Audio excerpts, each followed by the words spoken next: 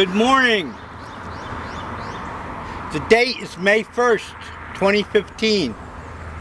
Hope you all are doing well. It's a beautiful morning. It's a little overcast, but the sun is strong and warm. May is a good time of year. I went and saw, when I was younger, the Broadway musical Camelot. And one of the songs in the musical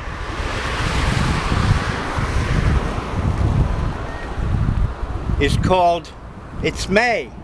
It's May, the merry month of May. And ironically, to me anyway, there was a light snowfall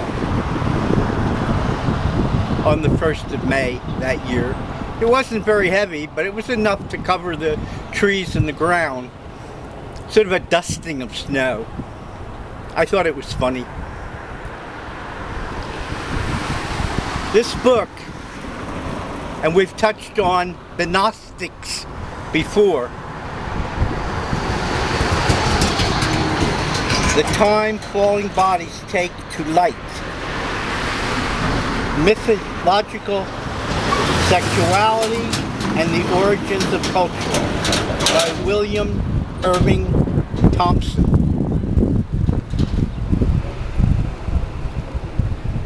To me, when I first got this book, it was very enlightening, to use a pun. And the reason why I'm bringing this book up on the 1st of May is because in Egypt and the Middle East, in Syria, Palestine, some of the other countries, people still believe in witchcraft. The Gnostics have a long history of witchcraft, and though witches were persecuted by both the Protestant and the great Roman Catholic Church, witchcraft went underground. A lot of witchcraft can be found today, and sorcery, in folk history, folk legend, and folk ways. This book was printed in 1981. And the reason I'm bringing it up is because a lot of those folk ways and folk culture have been reintroduced into the United States, into North America. There always was an undercurrent of voodoo and Santorini that came from the Caribbean that was never stamped out by the great religions. But now, according to immigration policies, much of the European Enlightenment or empirical science is being submerged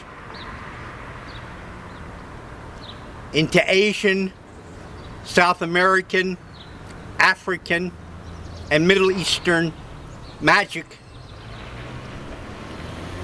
And the reason I bring up the Gnostics in this book, The Time Falling Bodies Take to Light, is because I believe this is a way to introduce or reintroduce magic or deep spirituality back into Christianity. Judaism under the Kabbalah has always had a tradition of magic and deep spirituality. But for the most part, esoteric or Arcadian Christianity was stamped out. It can be reintroduced through Gnosticism. You don't have to be a full-fledged Gnostic.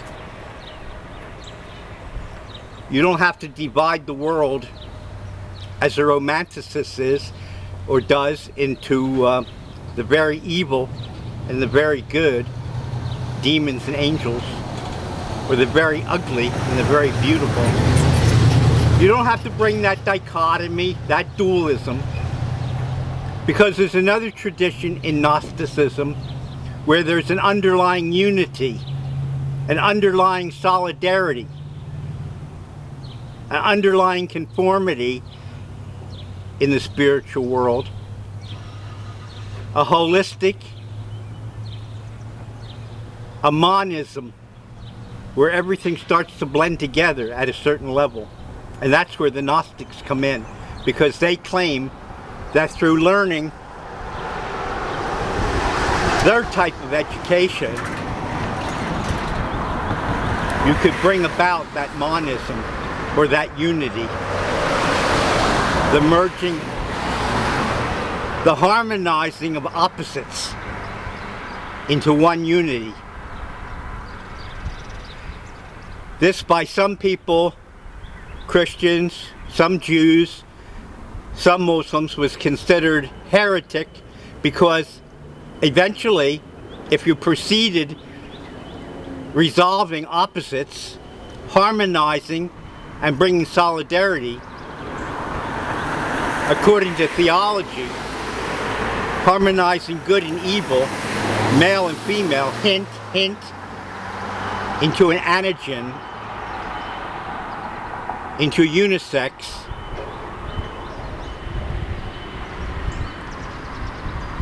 dark and light, by harmonizing all these things, you would collapse the world and bring about the end of the world, because there would no longer be any division.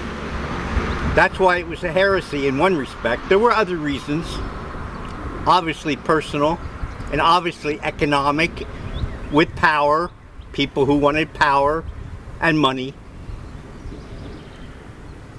on both sides, the Gnostics and the religious people in Orthodox religion wanted money and power. But that's not really the basic metatext.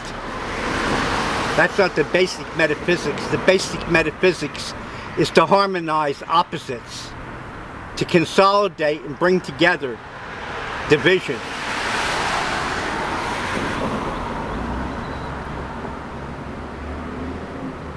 This was the heresy, the foundation of the heresy.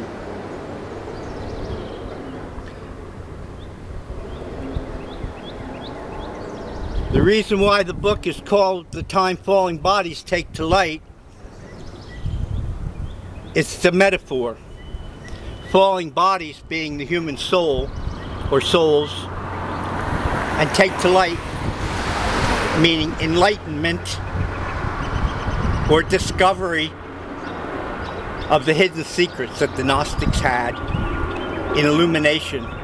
Yes, I'm referring to the Illuminati that went on the sinister path. But I'm referring to the other way, the way of harmonizing, the way of bringing people together in solidarity.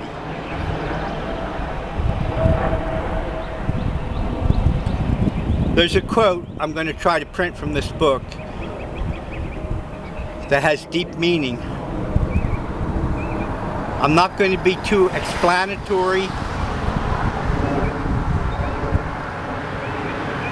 because it'll take us too far off topic and we'll never get back to things that are important.